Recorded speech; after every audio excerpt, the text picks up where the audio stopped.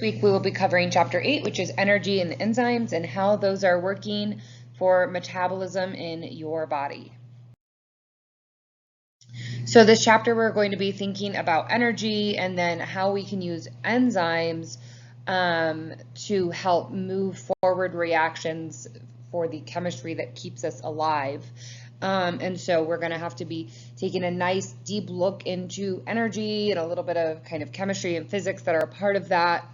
And then we'll be thinking more specifically about enzymes, how they work, what affects how they function, and how they can work together to form a metabolic pathway. Okay, so energy and enzymes in combination are what make cellular activity possible. We've talked about how dynamic and constantly changing that cell is and how things are always needing to be built and broken down. And enzymes are going to be a very, very vital part of this. And because they can direct if and when a reaction can occur. And so that makes it very, very important. And they can help cells acquire and use energy. And they can work together in an ordered set of chemical reactions for the breakdown of molecules. That's called a metabolic pathway, which we'll be covering one soon in Chapter 9 with cellular respiration. That we have a series of reactions, a series of enzymes working to fully break down a molecule. So just general refresher on energy. There are two main types of energy, kinetic and potential. Kinetic is the energy of motion. We are most interested in thermal energy. It's a type of kinetic energy, which is the motion of molecules. Molecules are constantly moving. And we would call that thermal energy. And then potential energy is energy that is being stored. And we are most interested in our chemical energy, which is the kind of energy that is stored in a chemical bond. So in the bonds of a carbohydrate molecule between those carbons and hydrates, or hydrogens, we have energy being stored in those bonds, and that is chemical energy. Think about chemical energy as much more like a battery. It's storing the charge. And energy can constantly be transformed from potential to kinetic energy. So in the simple example over here on the right, we have high potential energy at the top of our waterfall. And as we go down the waterfall, we will have less and less potential energy and more kinetic energy until we get to the very bottom. And then that energy is being transformed into other types of energy. We see by the time we hit the bottom, well, mechanical energy was that energy of motion, and now we're going to produce some heat and it's going to produce sound. And so energy is never going to be created, it's never going to be destroyed, but it will constantly be changing forms. So the amount of potential energy, as we've discussed before, the amount of potential energy that we have in a chemical bond is dependent on the type and strength of bond. So when we're thinking about covalent bonds, our nonpolar covalent bonds have high potential energy. Those bonds are long and weak. And so they're not held very tightly. Our electrons are not pulled really closely. And so we have a very long bond. Well, those long, weaker bonds, if it helps you remember it, think about stretching a rubber band. The further you stretch it, the more energy there is in that rubber band. And then as we get shorter and stronger bonds, our electrons are being held closer and closer to one molecule because of polarity, electronegativity, and we end up with a shorter, stronger bond that is requiring less energy to hold it together. It has less energy stored in it.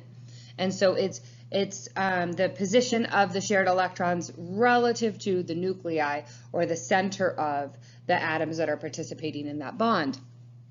So just in general, longer, weaker bonds with equally shared electrons will have high potential energy versus shorter, stronger bonds with unequally shared electrons will have lower potential energy. And when those are formed, energy is released because we're going typically from a longer bond to a shorter bond. And so that energy was transformed out into some other form of energy in the surrounding environment, and it's not in that bond.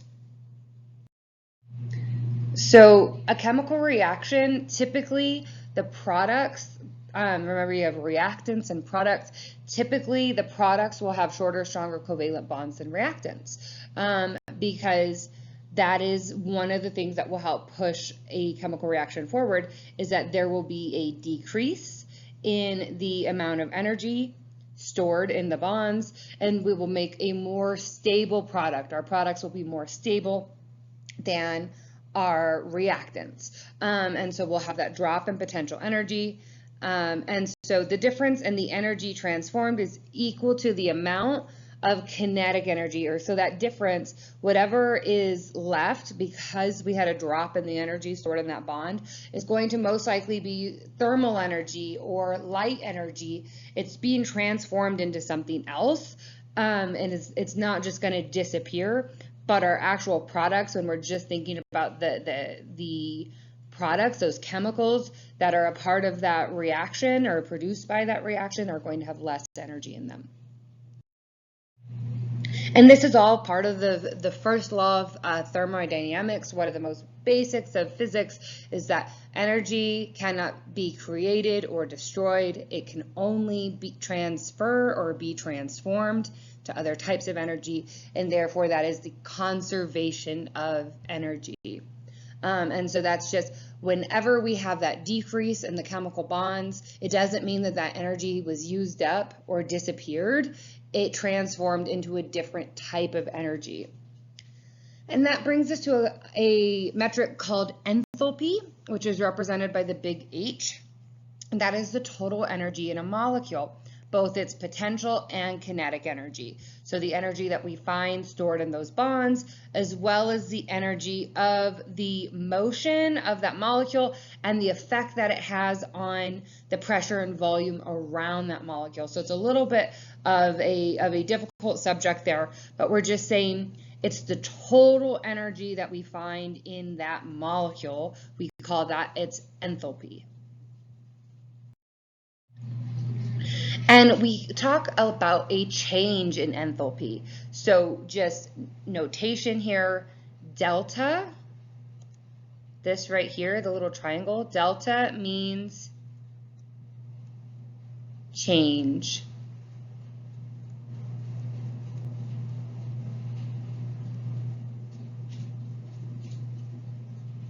So the change in enthalpy, or delta H, are based mostly on differences in potential energy. And so here's some words that we've used before, but we didn't bring in the word enthalpy till now. So exothermic reactions release heat. So exo means outer. So they are literally releasing heat out of them. So when we release heat, delta H, or the change in enthalpy, is negative. That is, enthalpy has decreased because energy went out, and the products will have less potential energy than the reactants, versus endo, which means inner,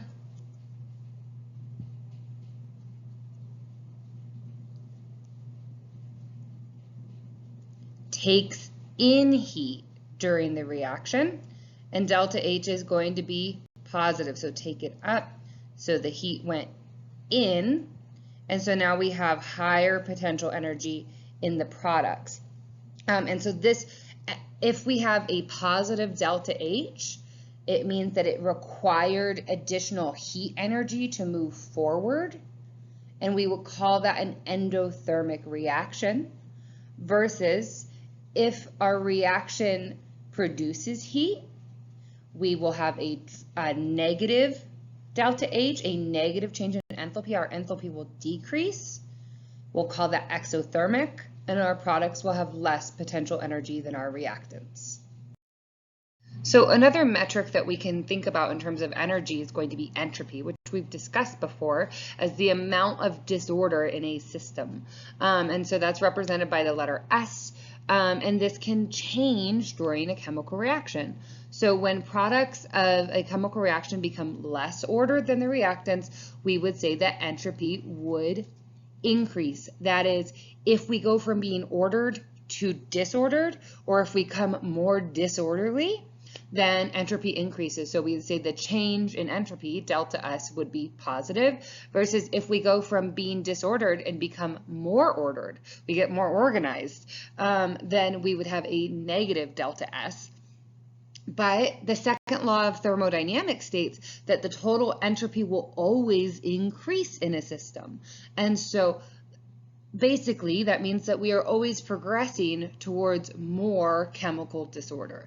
And so if you go from having one molecule to two, entropy has increased because now you have two molecules. And so things like that, if our molecules start to move around faster, if we increase that thermal energy in the system, that can also increase entropy because our molecules start to move around faster. Which brings us to, if we put this all together, Gibbs free energy, which is big G. And this is determining at the end of the day whether a reaction is spontaneous or not, whether it's going to need energy in order to proceed. So to calculate the change in Gibbs free energy, we are going to be using enthalpy, entropy, and temperature, which is going to be measured in Kelvin. And so we have delta G is equal to delta H minus T delta S, which means that the change in Gibbs free energy is equal to the change in enthalpy minus the change in entropy times temperature. And so that helps us determine what's going on in the surrounding and in the system and take into account or determine whether or not we are ending with more or less free energy than what we started with. So we are going to measure the change in Gibbs free energy in order to determine if a reaction is ender or exergonic. Do not confuse this with endo and exothermic. Notice those endings, the gonic versus thermic.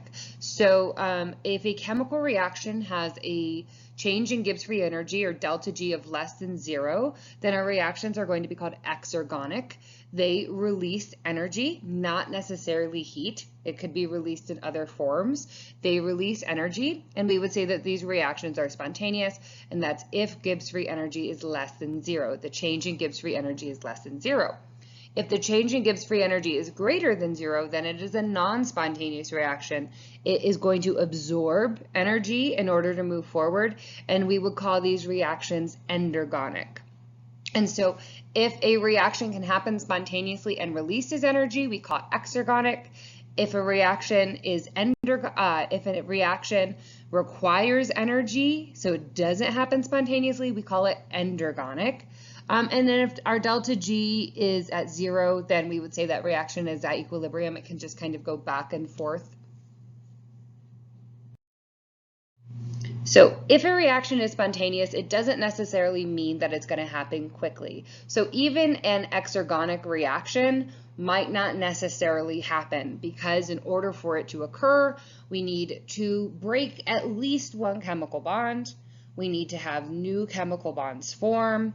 And we also need to get our reactants to collide at the right orientation that will help bring the necessary electrons together for that reaction to occur. And so if we increase the concentration, so we can determine if a reaction will be spontaneous based off of its change in Gibbs free energy. But just because a reaction is spontaneous, it does not necessarily mean that it will happen or happen quickly. For most reactions to proceed, we have to have bonds made and broken and made. And substances also need to collide in the right orientation in order to bring the necessary parts of those molecules together in order for those reactions to occur. So increasing the concentration of our reactants will increase the number of collisions and make a spontaneous reaction more likely to go forward. And then increasing the temperature will also increase the reaction rate because our molecules are moving around more quickly and are more likely to bounce into each other. And there's a link to a video here on entropy if you want to learn more about it. And so we can test reaction rates and as to whether or not temperature and concentration matter This is called an iodine clock experiment. This is with a really simple reaction that we have used in the lab before. When iodine and starch meet, it starts to turn blue, and the longer it goes, it'll eventually turn more of a black color. And what we see is if we control for everything but then change the temperature, the higher the temperature, the more likely our reaction is, or the reaction rate goes faster, versus also if we control everything and then change the concentration of reactants, we find that the higher our concentration, the higher the reaction rate. And so temperature and concentration are going to be increasing or changing the reaction rates of a spontaneous reaction. And so reaction rate increased when temperature of reaction mixture was higher, and it also increased when the reaction concentrations were higher. So that is spontaneous reactions, but a lot of reactions in our body are non-spontaneous. They require energy. Think about if we're making fat. Fat is storing energy. In that, we would have to be adding energy to make those molecules. So how do we get all these reactions to occur? So a really, really common thing in our body is going to be called energetic coupling, where we are pairing an endergonic and an exergonic reaction. So we know that an exergonic reaction is going to release energy because it's going from higher energy reactants to lower energy products. And so what we do is we harness the energy released by that exergonic reaction and use it to drive an endergonic reaction forward. That is, that energy release becomes the energy that we are inputting into the other reaction. And we can do this through the transfer of electrons or through the transfer of a phosphate group, which we'll be looking at. So one of the most common ways that we can energetically couple reactions are called redox reactions or reduction oxidation. So oxidation is going to be the loss of electrons, and reduction is going to be the gain of electrons. It can also be a change in the position of the electrons, which we'll be looking at. But redox reactions involve electron transfer, and they are kind of two sides of the same coin in that they're always occurring together. And it's energetic coupling of two half reactions. So oxidation is going to be exergonic. It's going to release energy. The losing of electrons, the loss of electrons, is exergonic. The gain of electrons, reduction, is endergonic. And so that in itself is a type of energetic coupling, our redox reactions. And then just to help you remember our types of, or what oxidation is and what reduction is, you have this little mnemonic to help you. It's oil rig. So oxidation is loss, reduction is gain. And so oxidation occurs when we lose electrons. When we lose electrons, we would say X has been oxidized by Y, which means X got electrons taken by Y. X would be called the reducing agents, the one that donated the electrons. And then when we're looking at reduction, Y is reduced by X. See, two sides of the same coin. Y is gaining electrons, and Y is the oxidizer. So if X is oxidized, it is the reducer. If Y is reduced, it is the oxidizer. And so you can see there are always two sides of that same coin. So during a redox reaction, we have different ways where we can be gaining or losing electrons. We might actually change the number of electrons in the valence shell, or we might simply have a change in position of the electrons relative to the center of an atom. So if an electron is pulled more closely, then that's reduced, versus if an electron is pulled more farther away, that is oxidation. And so when we can see this in this simple reaction between glucose and oxygen, we can see that reaction just simply makes carbon dioxide and water, as well as it releases energy, which tells me it is going to be exergonic.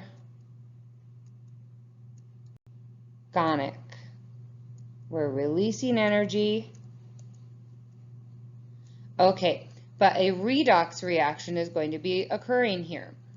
And so let's see what happens. When these react, we go from having this long, weak bond between carbon and hydrogen to these short, strong covalent bonds that we see in carbon dioxide.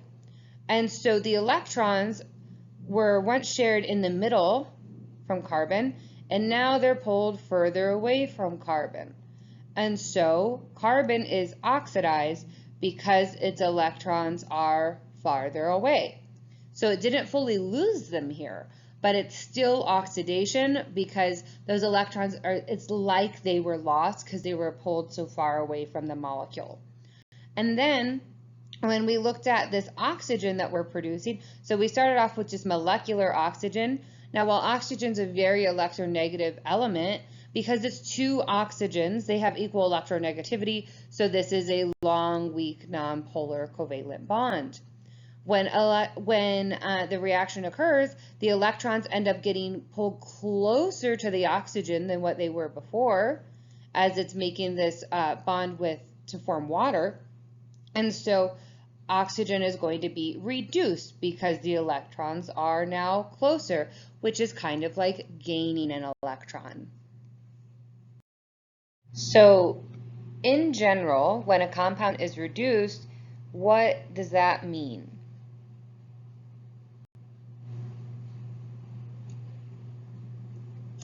So now here, we never talk about gaining and losing entropy. That's just not really the correct application of that term even. We might have increases and decreases in entropy, but we're not going to be thinking about that in terms of a single compound. Now, we know that reduction is gain, thinking oil rig. So if we are gaining, what are we gaining? An electrons. So if we gain an electron or electrons, well, we added in electrons. Electrons have energy, so we will be gaining potential energy during a reduction. So the compound that is reduced, which makes it the oxidizer, the compound that is reduced is gaining potential energy because it is gaining electrons. So here's another way to understand it. So electrons can be transferred from donors to acceptors. And so this is a common way of talking about this as we talk about our electron donor and our electron acceptor. So most of our acceptors are going to be gaining potential energy because those newer bonds are going to be weaker. And so in carbohydrates, when we have more carbon and hydrogen bonds, there's going to be more potential energy. So for example, if we're making carbohydrates, we are going to have more potential energy in those bonds. And so electrons are usually going to be accompanied by a proton as well, a hydrogen. So that's just H+. So reduction will usually add hydrogens versus oxidations will usually remove hydrogens. And so if it helps you to follow where our hydrogens is, it doesn't work for every reaction, but a lot of times wherever we're taking electrons, we're probably just taking a whole hydrogen. And so we can see, for example, in the reaction here on the bottom right, we have an electron donor, an electron acceptor. And what moves? That hydrogen. We can see the movement of that hydrogen. So reduction is gain. So this guy here was reduced.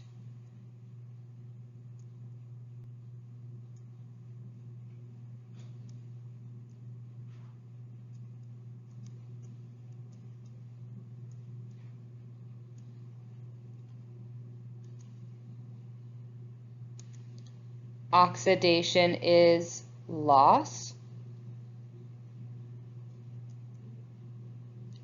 we've lost or donated our hydrogens, which means that carbon was oxidized.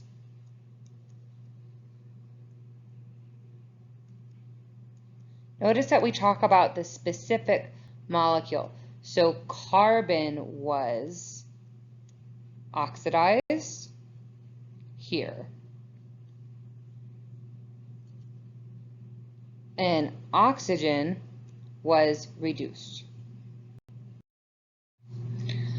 And a really, really important application of this, because it's the root of how we get all of our energy on Earth, is photosynthesis, where we're taking solar energy and using that to drive a reaction forward, a simple reaction between carbon dioxide and water that produces glucose and oxygen, which can then be used in cellular respiration, and that can kind of go back and forth in a plant. And so when we think about this in terms of redox reactions,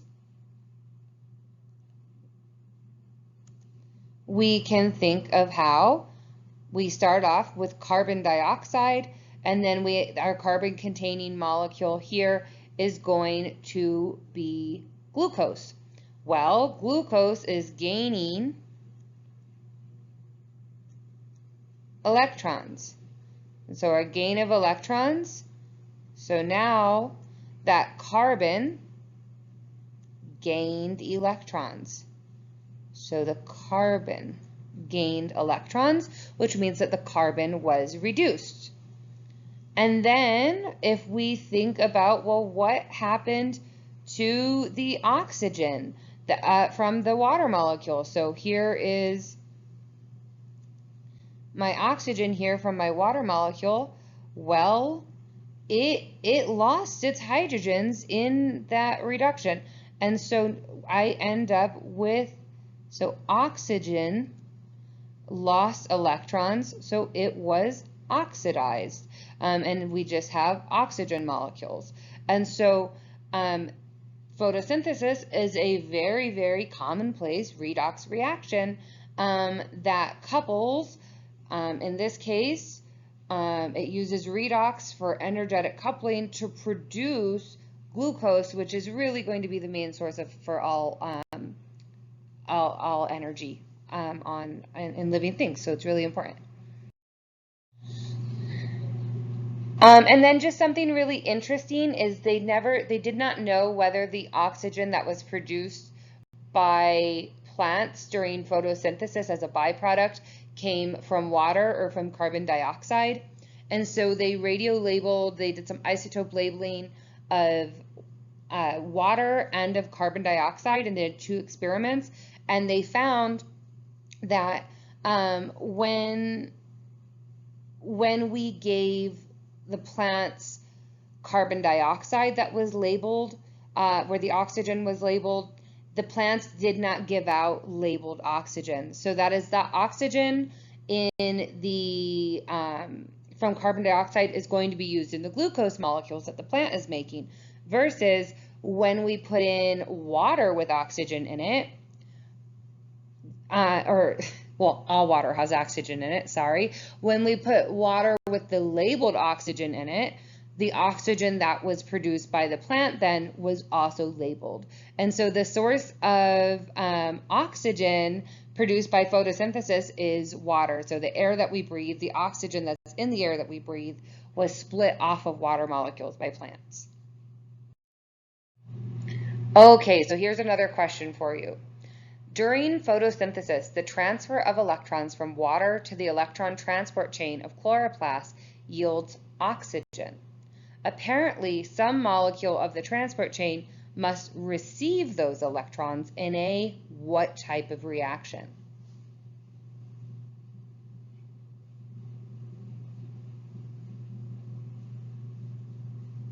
Okay, so let's read some key words here.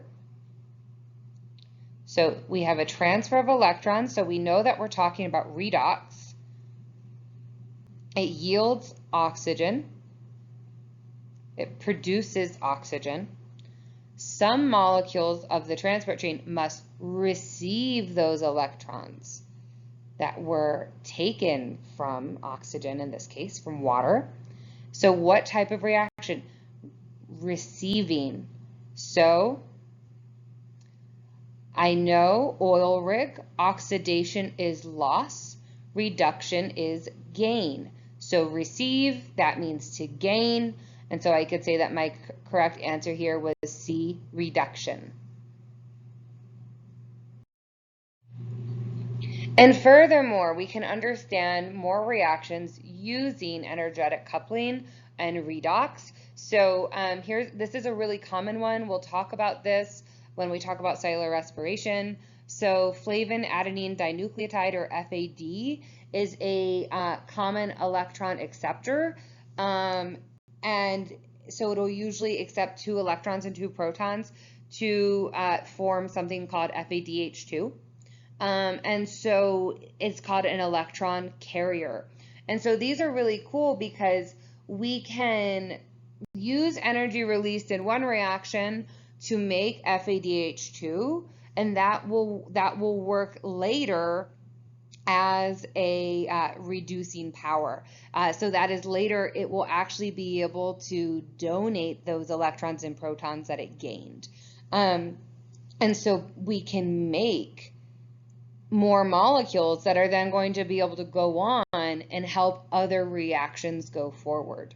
So here we started with my oxidation. Oxidation is loss.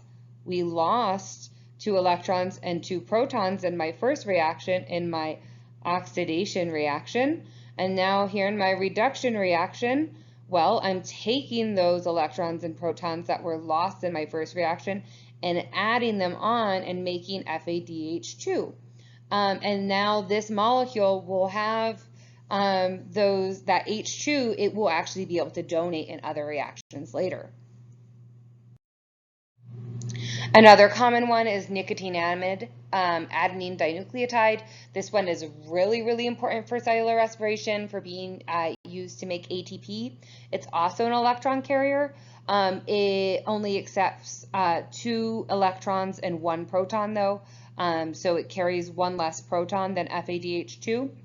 But these electron carriers, like FADH2 and NADH, are going to readily donate those electrons to other molecules. So we did this, we harnessed the energy that was released by that first reaction, and now we're storing it in FADH2 or NADH to be used later. And so that brings us to a really, really important molecule that we've discussed before, adenosine triphosphate, or ATP, which is the currency of energy for our cells. It's giving us fuel for cellular activities, and it's also going to be a ribonucleotide. This is literally the little A's, or the A's in RNA. When we talk about the A's, U's, C's, and G's of RNA.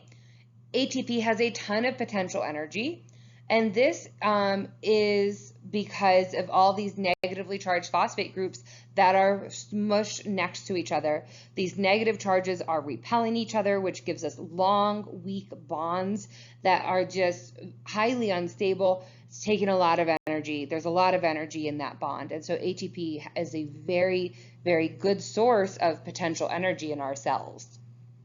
But it can't be stored long term. That's an interesting note. So ATP reacts with water during a hydrolysis reaction to have a very, very exergonic reaction that produces a phosphate group, the one that was removed, and ADP, which is adenosine diphosphate, literally ATP with 1 less phosphate group.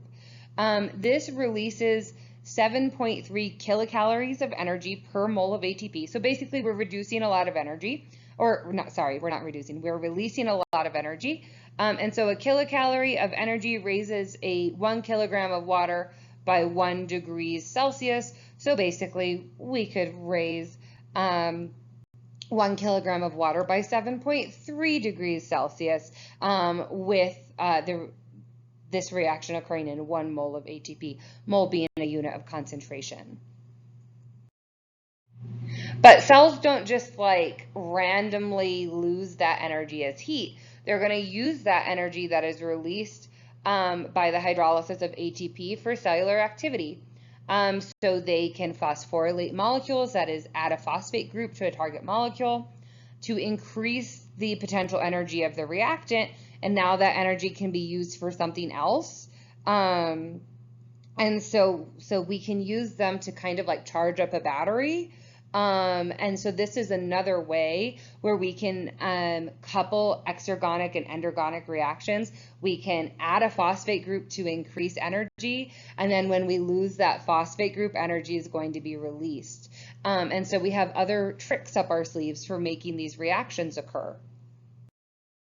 So if we look at using phosphorylation to couple a reaction, this graph will help us understand this. So imagine that A and B react to form literally AB, but AB has more potential energy in it than A plus B.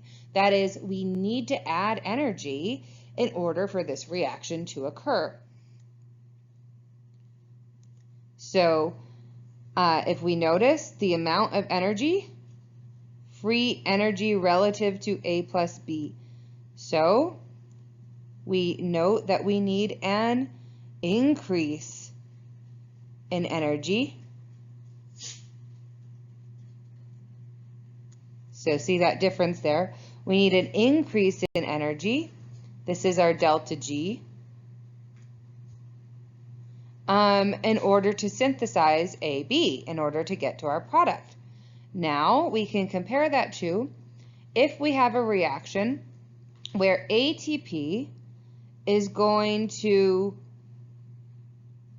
give a phosphate group, in this case to B.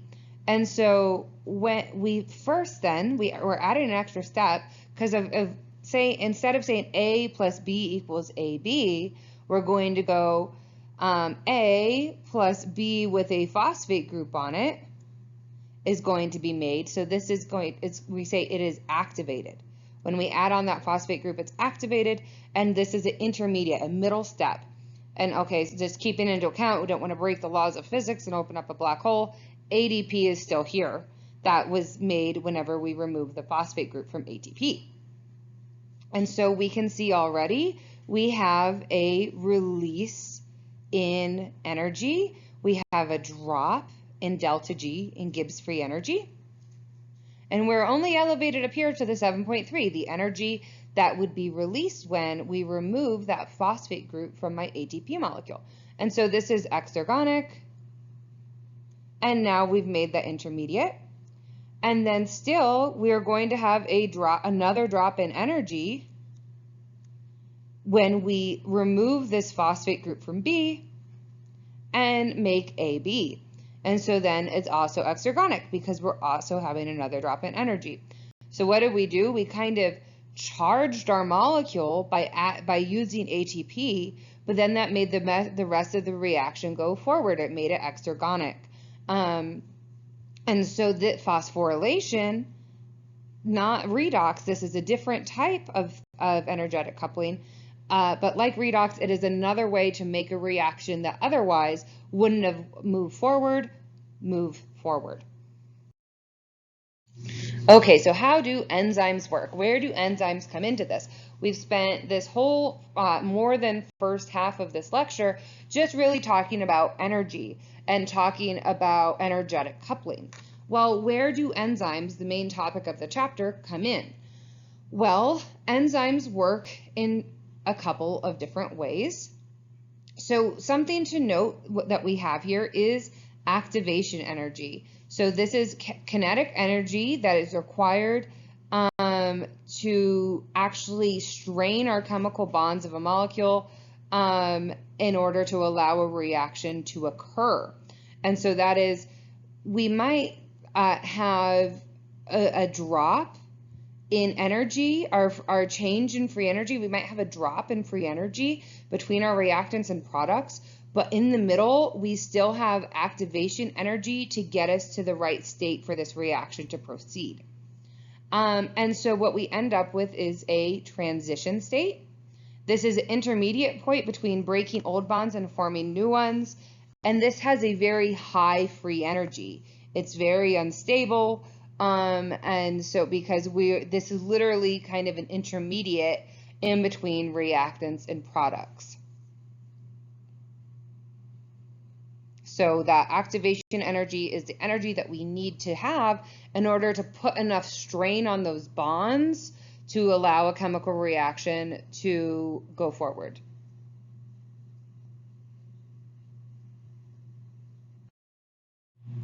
And so before a reaction can take place, reactants need to collide in the right orientation and have enough kinetic energy to overcome that activation energy and achieve that transition state.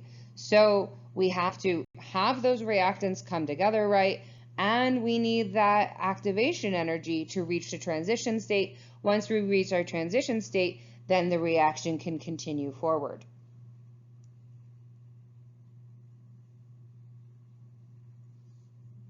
Notice that the transition state takes us to a higher level of energy than the total delta G for the reaction, because the delta G is only considering the products and reactants, not the transition state. But here we've changed our language, we've changed it to substrate.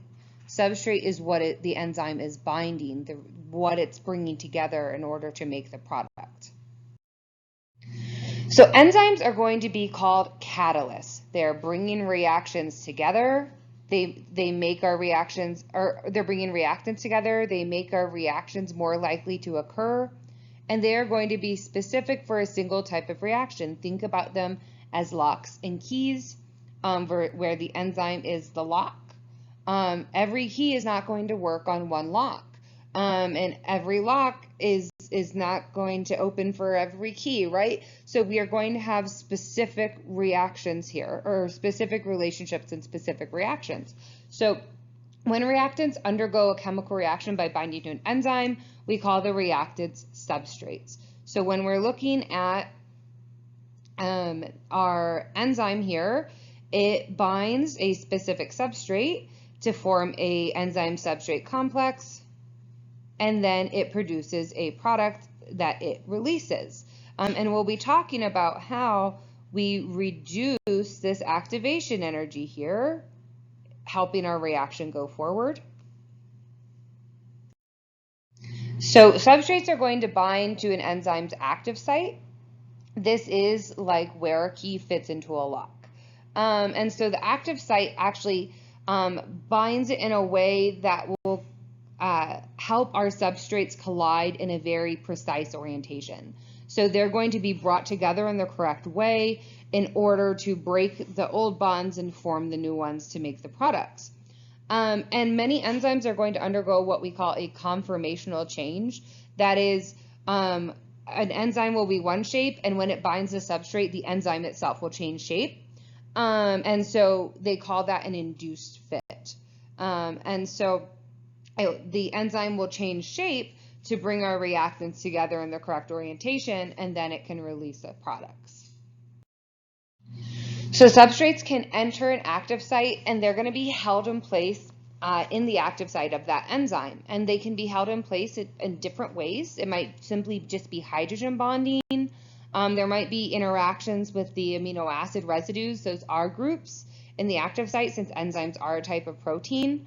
It could be an interaction between the substrate and enzyme. So, or rather, once that substrate is held in the active site, we're going to have more interaction between the substrate and enzyme, because we have that induced fit. It's going to form a closer bond, and this is going to destabilize the bonds in the substrate and make that transition state that we need, where those bonds are starting to come apart so that new bonds can form. And so the main way the enzymes are going to be working is to decrease activation energy that we need in order for a reaction to proceed. We are lowering the hurdle. And so we would have had a really big hurdle to jump, even though our reaction was spontaneous. That activation energy, we had this really big hurdle, but using the enzyme, we lowered that hurdle. And so now it's easier to get over to allow our reaction to proceed forward. So enzyme catalysis. Catalysis means to speed up.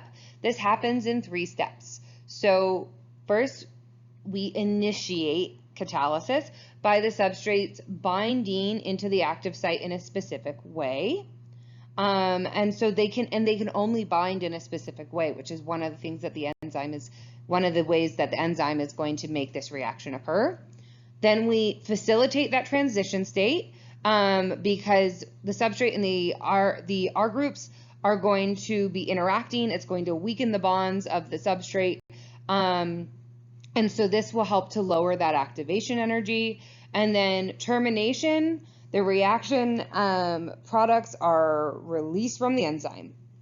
So all we're doing is facilitating the transition state. Then the reaction is really occurring without the enzyme. It's happening inside the enzyme.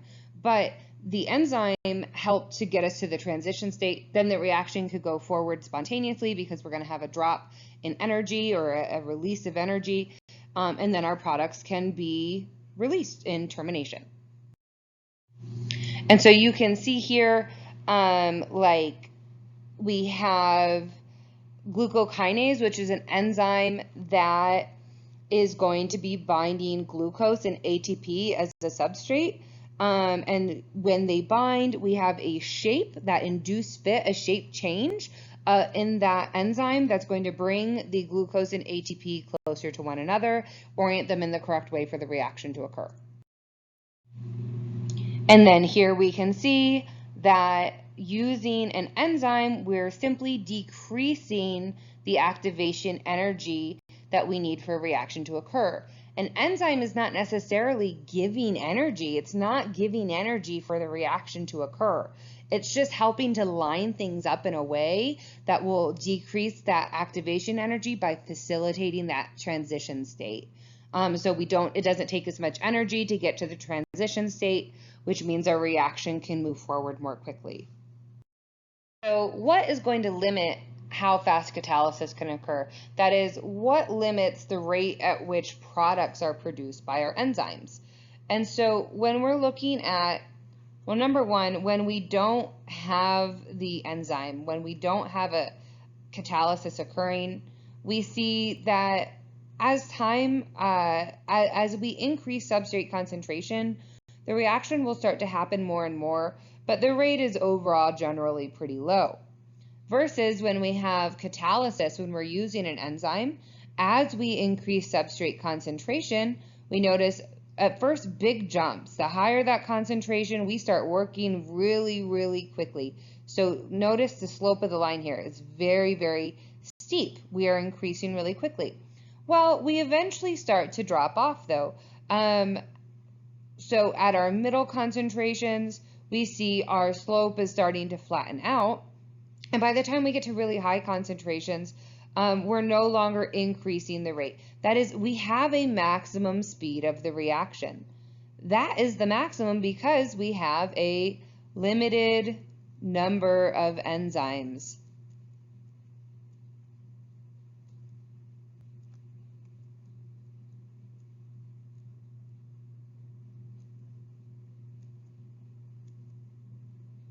So basically what we're saying is all of our enzymes are busy. You know, you're getting put on hold because everyone is busy working. And as soon as that enzyme finishes, it's going to bind more substrate, make more product, bind more substrate, make more product. But we reach a point where all the enzymes in that solution are going to be used if our substrate concentration is high enough. But generally, as we increase substrate concentration, the rate of the reaction and product formation is going to increase until all the enzymes are basically working. And so this is called saturation kinetics. Active sites cannot accept substrates any faster, no matter how large the concentration is. It's not that the enzymes are working faster when there's a higher concentration. It just means that more enzymes are working. And so we have this leveling off that we see, that plateau in reaction rates, because simply all of the available enzyme molecules are in use. And they call that Vmax, the maximum rate. Do enzymes work completely by themselves? Not necessarily. We do have things that are working with the enzymes that help increase the enzyme's functionality or are required for that enzyme to work, that aren't enzymes in and of themselves. So for example, we have cofactors like ions, like zinc, magnesium, iron, that interact with enzymes. This is why you need those trace metals and minerals in your diet. We also have coenzymes, and also vitamins can factor in here as cofactors. Coenzymes are organic molecules like NADH or FADH2, that can be used to donate electrons. And then also prosthetic groups, which are things that are not part of the amino acid, but they can be atoms that are just simply attached to that enzyme that are not necessarily part of the protein itself, but were attached at some other stage. Okay, and as you always hear me say, structure is incredibly important to function. They are inherently tied. And so the shape of an enzyme, the enzyme structure, is going to really determine if and how well that enzyme functions. And enzyme structures are sensitive. That is, the shape of an enzyme can change based on temperature, pH, interactions with other molecules, or modifications to the primary structure, the amino acid sequence, can all affect the structure of the enzyme and therefore affect their function. And so temperature affects the folding and movement of the enzymes and the substrates. Therefore, it affects the kinetic energy. So typically, warmer temperatures, higher thermal energy is going to make our enzymes work faster. There will be a limit because the solution can be too hot. But something interesting, we see natural selection always at work. When we have bacteria that are from a cool, neutral environment, they function best at a lower temperature. Then bacteria from a hot, acidic environment are going to function better at a higher temperature. Their enzymes are adapted to working at a specific temperature. Humans' enzymes are specifically adapted for working around 37 degrees Celsius, or about 98.6 degrees Fahrenheit, human body temperature. pH is also going to affect an enzyme shape and how reactive it is, because it's affecting the charges on the acidic and basic R groups of the primary structure of that protein. And so what we see is, again, natural selection at work. Bacteria from acidic environments function better at lower pHs. Their enzymes function better at lower pHs versus from cooler, neutral environments. Our bacteria, those enzymes are going to work best at a more neutral pH. But we can say temperature and pH are affecting the shape and the reactivity of our enzymes. Okay, so hexokinase binds to glucose and catalyzes a chemical reaction that changes glucose to glucose 6-phosphate. So hexokinase is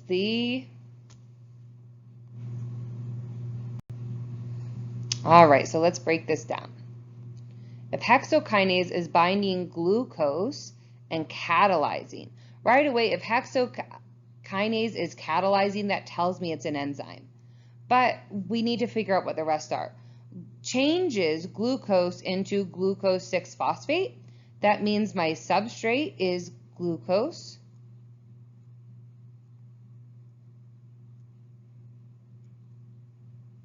My enzyme is hexokinase, so A is the correct answer here. I'm just going to call it hex. And then my product is going to be glucose 6-phosphate. That's what we made. And glucose could also have been the reactant here, but because we're using an enzyme, we would call it substrate. Okay, enzymes have to be regulated. That is, they're not always at work.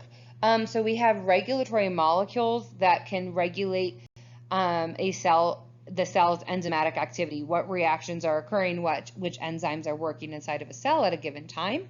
And they can do this by changing the enzyme structure, changing the ability of an enzyme to bind to a substrate, or maybe even activating or deactivating that enzyme.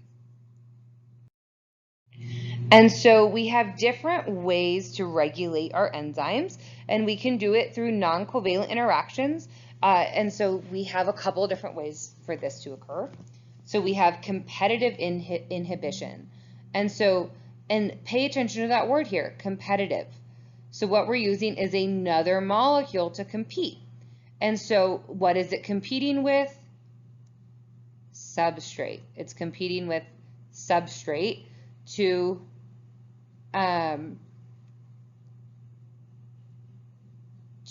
regulate that enzyme. And so sometimes we might bind to substrate, and sometimes we might bind to a regulatory molecule. And if it binds to the regulatory molecule, then that is going to basically stay in that enzyme until some other change occurs, which is going to prevent that enzyme from being able to bind more substrate. We also have allosteric regulation. This one is different. Allosteric is referring to a location other than the active site. So for competitive inhibition, we're using the same active site for substrate and for regulatory molecules, versus this type, allosteric, is going to have a different location other than the active site, where the active site is the place that typically binds substrate. So in this case, we bind the regulatory molecule somewhere else, but this actually changes the shape. It kind of like closes up shop on the active site, and this can activate or deactivate our enzyme.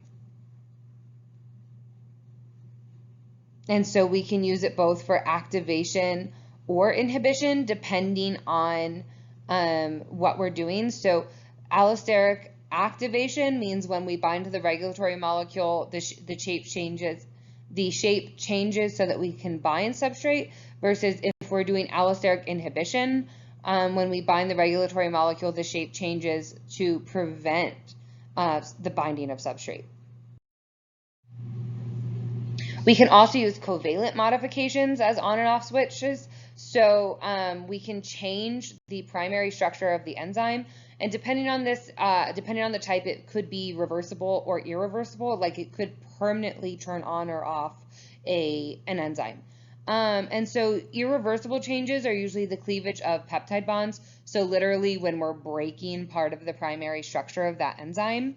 The most common covalent modification that is reversible is going to be phosphorylation, which is adding and removing phosphate groups.